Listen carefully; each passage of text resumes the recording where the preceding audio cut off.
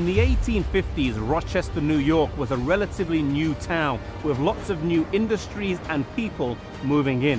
The early Advent believers would settle here for a few years in a sort of youth commune. A house was procured for the rent of $175 a year on what is now 491 Mount Hope Avenue. The Whites would live here for 3.5 years, from the spring of 1852 to the autumn of 1855. The Advent Review and Sabbath Herald, which had begun in Paris Hill, Maine, before moving to Saratoga Springs, New York, would now spend a few years here in Rochester, New York.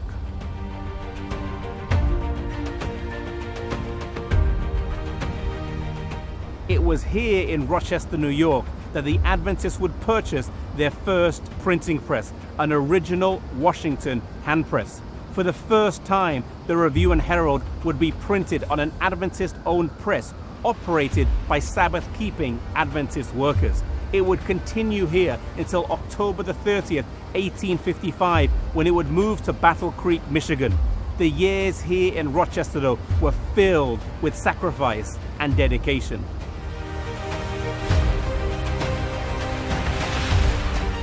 The house would have stood right here near this spot on Mount Hope Avenue, and it was furnished with 2 old bedsteads for 25 cents, 6 chairs for $1, and 4 more chairs with no seating for 62 cents. They could not afford potatoes, so they ate turnips instead.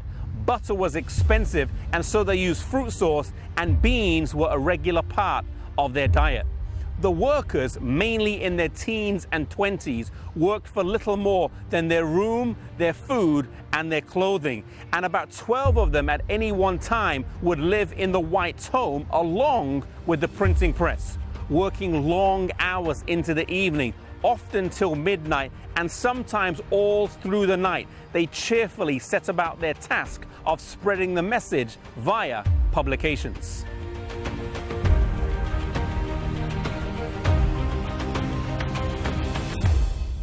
Uriah Smith, who turned down a lucrative job offer to come and work for his room and board, had been living here a few weeks when he commented that he had no objection to eating beans 365 times in succession, yet when it came time to making them a regular part of his diet, he should protest.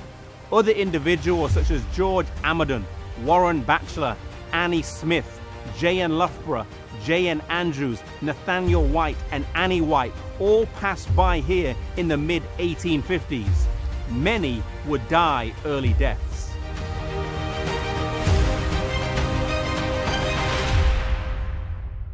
Here the workers labored faithfully without all the tools that would have made their work easier.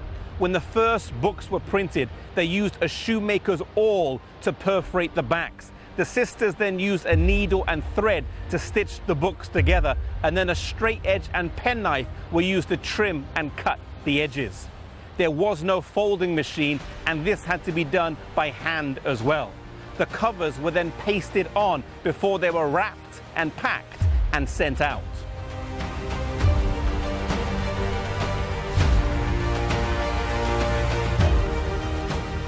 Today, for many of us, we live a life of plenty, far removed from these early, humble beginnings. The work that began in sacrifice will end also in sacrifice, and whilst the exact nature of that sacrifice may look different today, the general principles of dedication to duty and commitment to the cause remain. Today we have perhaps more resources than at any other time in history, and access to information and technology that we did not have in years gone by, that make the spread of the gospel much easier. Let us not act lethargically, but may the energy and enthusiasm of these past pioneers motivate and inspire us today.